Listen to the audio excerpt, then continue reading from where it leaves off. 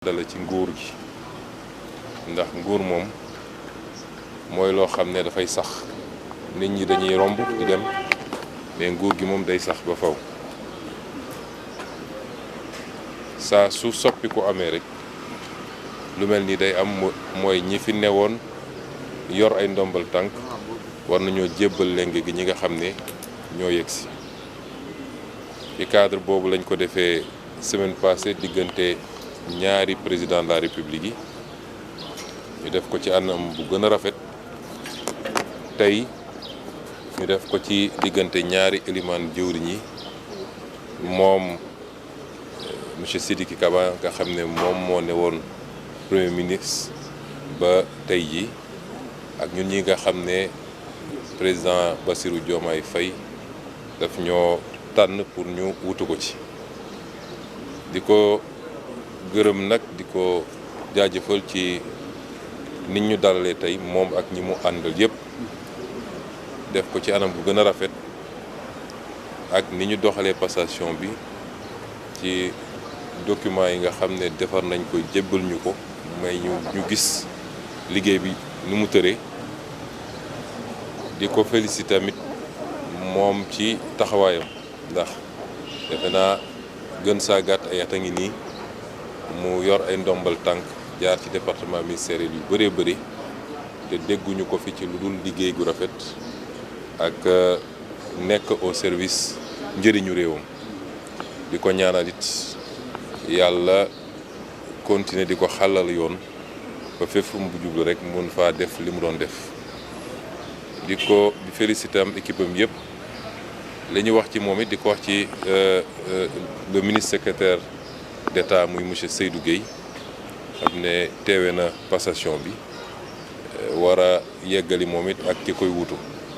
di rafet lu vraiment niñ ko doxalee tey di leen gërëm di leen sant asalaamaaleykum. Merci beaucoup. Donc on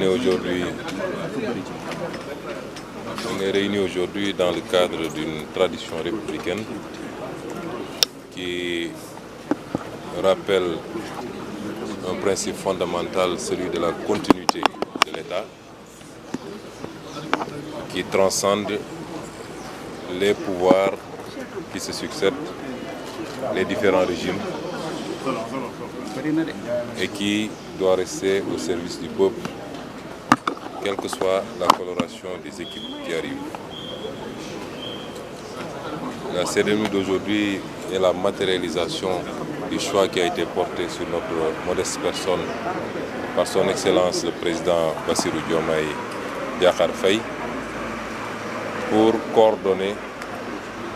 et impulser l'action du gouvernement. Donc nous sommes venus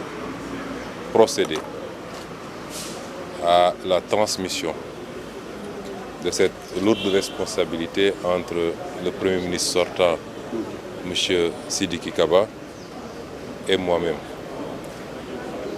C'est une passation qui s'est passée dans de très bonnes conditions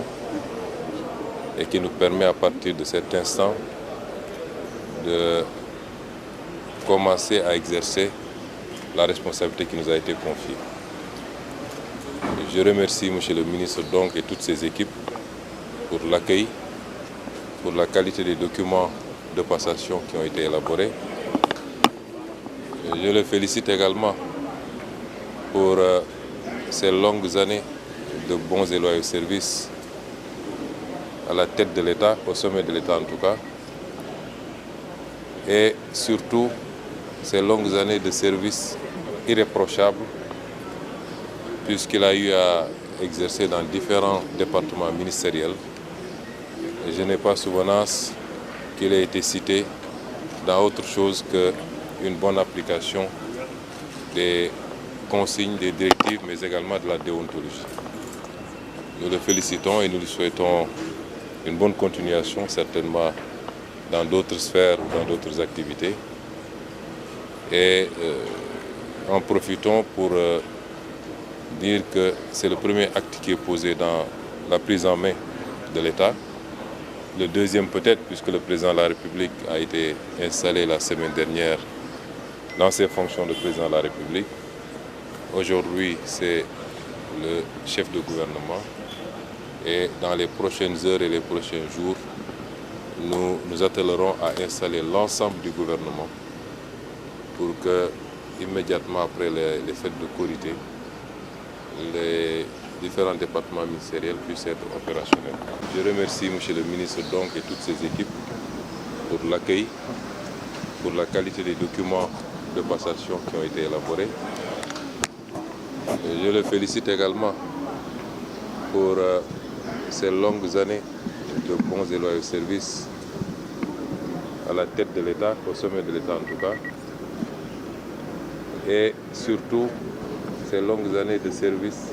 irréprochables puisqu'il a eu à exercer dans différents départements ministériels. Et je n'ai pas souvenance qu'il ait été cité dans autre chose qu'une bonne application des consignes, des directives, mais également de la déontologie. Nous le félicitons et nous lui souhaitons une bonne continuation, certainement dans d'autres sphères, dans d'autres activités. Et en profitons pour dire que c'est le premier acte qui est posé dans la prise en main de l'État. Le deuxième peut-être, puisque le président de la République a été installé la semaine dernière dans ses fonctions de président de la République. Aujourd'hui, c'est le chef du gouvernement. Et dans les prochaines heures et les prochains jours, nous appellerons à installer l'ensemble du gouvernement pour que, immédiatement après les fêtes de Korité, les différents départements ministériels puissent être opérationnels. Donc, ci gàttal ci wolof di sant ñëpp di koy teew tey ci nga xam ne aada pour jour moom mooy loo xam ne dafay sax nit ñi dañuy wax jeex mais nguur gi moom day sax sa bopp saa su soppi bu amee rek lu mel ni day am mooy ñi fi newoon yor ay ndombal tànk war nañoo jébbal leen ñi nga xam ne ñoo yëg ci cadre boobu lañ ko defee semaine passée diggante ñaari président de la République def ko ci anam gën a rafet tey def ko ci diggante ñaari kilifa jiwriñ yi moom monsieur Sidiki Kaba nga xam ne moom moo ne woon premier ministre ba tey jii ak ñun ñi nga xam ne président Bassirou Diomaye Faye daf ñoo tànn pour ñu wutu ko ci di ko gërëm nag di ko jaajëfal ci nit ñu dalalee tey moom ak mu ànd yëpp def ko ci anam bu gën a rafet ak ni ñu doxalee passation bi ci document yi nga xam ne defar nañ ko jébbal ñu ko may ñu gis liggéey bi nu mu tëree di ko félicité tamit moom ci taxawaayam ndax defe naa gën saa gàtt ay at a ngi nii mu yor ay ndombal tànk jaar ci département ministériel yu bëree bëri te dégguñu ko fi ci lu dul liggéey gu rafet ak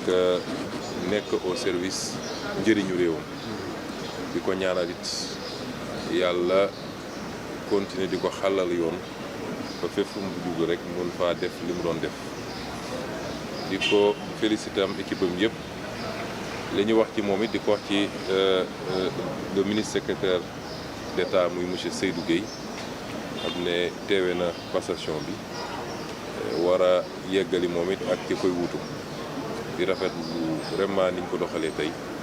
di leen gërëm di leen sant asalaamaaleykum